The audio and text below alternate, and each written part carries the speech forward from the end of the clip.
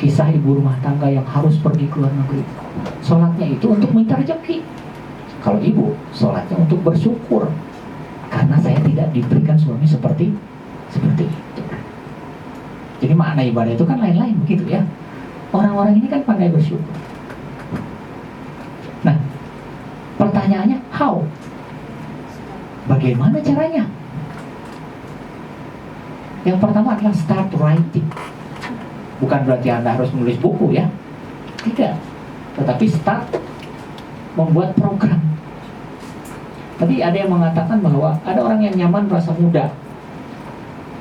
Mr. Ramos mengatakan bahwa tidak selamanya Anda muda. Ada satu saat adalah kerutan di wajahmu. Saya pernah bertemu dengan seorang guru BMI. Kemudian dia menikah dengan orang asing. Kemudian sekarang sudah senior gitu dan anak-anaknya sudah besar. Kemudian dia mengatakan kepada saya, Pak, saya merindukan masa-masa di mana saya kecil dulu. Saya susah dapat. Coba deh Bapak kasih tahu ke mereka itu bahwa tidak selamanya kita muda. Banyak teman-teman kita yang menyia-nyiakan masa mudanya, sehingga pada saat ditinggal oleh suaminya, kewalahan, dia nggak bisa ngapa-ngapain,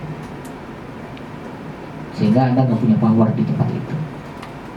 Kemudian be in the picture, jadilah orang yang ada di dalam gambaran itu. Jangan jadi follower, berani beda. Ya, berani beda. Kemudian stop looking and start living. Jangan kebanyakan lihat orang, Neng. Mulai diri sendiri. Terakhir di Jakarta saya ketemu Emi Atun. Saya masih bingung, Mi. Kamu nggak terpengaruh dengan omongan orang tentang ijazah kita, Mi? Buat apa, Pak? Karena saya harus mulai sendiri. Ternyata di dunia kerja gambarnya tidak seburuk itu dan tidak ada yang tahu. Terus gimana? Ya, buktinya sekarang saya dapat the best performance worker in Metro Data.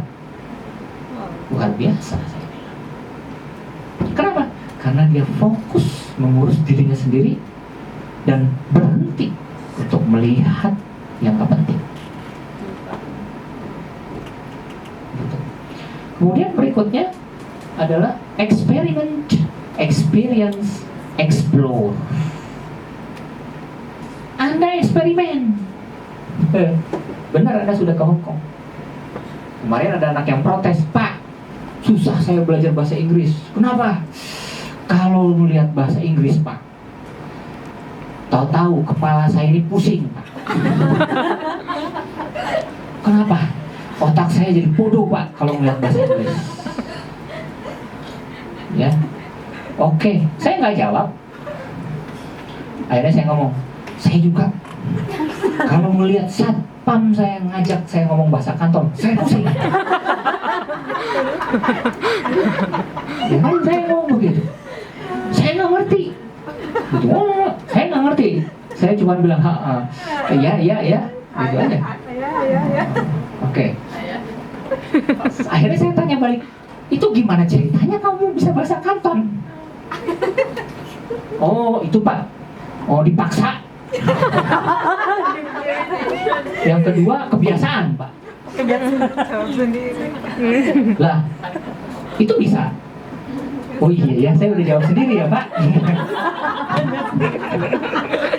Sama saya bilang, di sini walaupun tinggal 7 tahun di Hong Kong, kagak ada yang maksa saya Neng untuk bisa bahasa Kanton. Saya nggak terpaksa. Jadi sakarap-karapku. Akibatnya apa?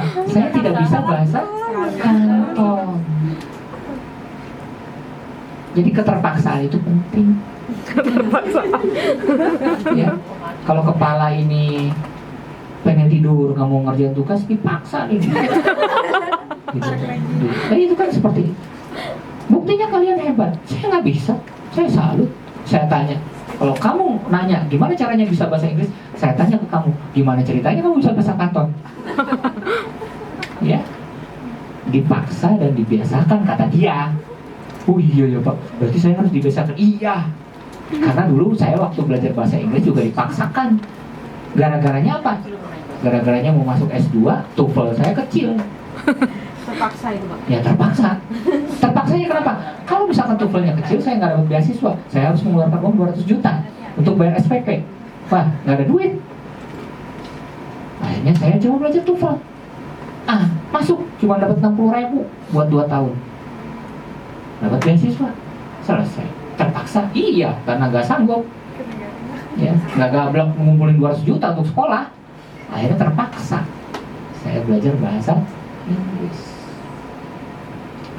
Lihat, eksperimen. Anda harus bisa bereksperimen. Oh, gimana ya kalau natrium dicemplungin ke air, terus jadinya seperti apa? Eksperimen. Kalau nggak begitu, Nggak tahu. Coba aja. Dulu waktu kuliah saya serang mencoba itu. Saya semua dimasukin, vokal grup dimasukin, pencinta alam dimasukin, bela diri, mulai dari kateda, karate, silat saya cobain satu-satu.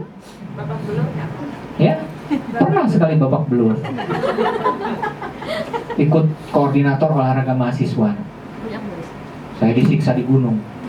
Sudah jelas-jelas teman saya ngomong, lu jangan bilang bahwa kamu suka bela diri. Kenapa? Bahaya. Terus kamu suka apa? Saya suka ini, bulu tangkis. Oh, aman. Terus kamu suka renang. Saya nekat. Akhirnya udah di tengah gunung. Kamu suka apa? Bulu tangkis. Coba praktekin. Kita di Mapras praktekin. Saya suka apa? Bela diri. Digebugin saya naik. Coba lawan saya, habis saya. 2 minggu saya pincangnya. Kalau dulu kan seperti itu. Eksperimen. Yang kedua experience. Eksperimen itu coba-coba, experience. Tapi benar, orang mengatakan bahwa kisah buruk kita di masa lampau akan menjadi kenangan manis di masa depan. Loh iya, hidupmu lempeng-lempeng saja. Nggak asik, nggak kayak suara asem. Experience. Kemudian explore. Cobain yuk, jalan-jalan pakai bus. Ya, dari San Francisco ke Orlando 3 hari 3 malam. Ya, orang-orang mendengar cerita saya nggak salah lu 3 hari 3 malam naik bus. Iya, dari Sabang sampai Merauke. Kalau nggak begitu, saya nggak mengenal yang namanya 72 kota di Amerika Serikat dan 24 states dalam waktu 4 minggu.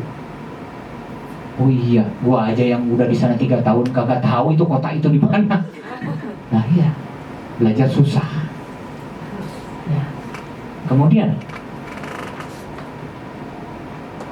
jadi yang kedua, put significance in your story.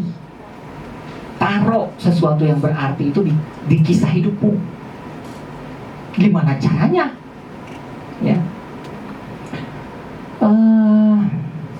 Out of our comfort zone. Keluar dari zona nyaman. Zona nyaman itu duduk, ngobrol, nggak belajar. Dulu waktu saya SMA, itu nyaman, yang paling nyaman itu mabal gitu kan. Bolos, nggak sekolah, itu nyaman. Ya, saya nggak pernah, orang lain. Ya kan, out of comfort zone, keluar dari zona nyaman. Gimana? Ikut bimbingan belajar. Ingat saya dulu disuruh bimbingan belajar Nurul Fikri, ikut Nurul Fikri. Nggak nyaman kan? Nggak nyaman. Ya, belajar juga nggak nyaman kan? Ada nggak nyaman? Siapa suruh? Datang ke sini untuk cari masalah. Nah, kan mencari masalah. Dikasih soal 200 kan masalah kan? Ya kan, yang harus kamu penuhi. Kemudian dikatakan nothing can be changed until we face it. Ya Allah. Sesuatu itu nggak akan berubah kalau kamu nggak berani hadepin. Ada orang yang nggak mau ketemu, nggak bisa begitu. Hadepin, kagak bakalan mati loh. Ngomong-ngomong orang kagak bakalan. Ya, kemarin, wah saya emang nggak mau ketemu bekas suami saya. Lah, gimana sih? Berarti Anda harus bisa menghadapi. Nothing can be changed until we face it. Dulu saya pernah begitu. bikin anak orang bocor. Emaknya datang ke rumah saya maki-maki di depan pagar. Mana si Fajar? Saya ingat itu kejadian itu. Saya ingat saya berlindung di belakang pantat ibu saya. Saya ingat ibu saya waktu itu pakai daster. Di depan saya ibu saya dimaki-maki. Ibu saya ngomong, kemudian ibu saya ngomong, lain kali kalau ada masalah hadepin. Jangan sembunyi di balik mama. Nah, itu seperti itu. Ingat itu saya. Yang saya bocorin itu Udin emang salah saya nabrak anak itu, bocor kepalanya. Emaknya marah-marah. Orang Betawi kalau marah-marah kan di depan pagar. Anak lo mana lo keluar. Gitu kan, seperti itu. Ya, saya ingat itu.